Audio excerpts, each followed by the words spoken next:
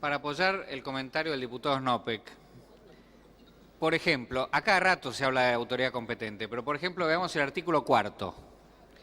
Dice prohibición, prohíbese el desmonte o el aprovechamiento de los bosques nativos sin previa autorización de la autoridad competente. Si autoridad competente puede ser la nacional o las provinciales, ¿quién tiene que autorizar?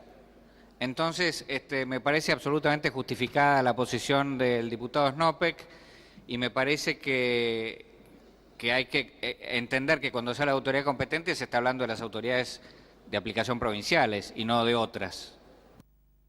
Gracias, señor diputado.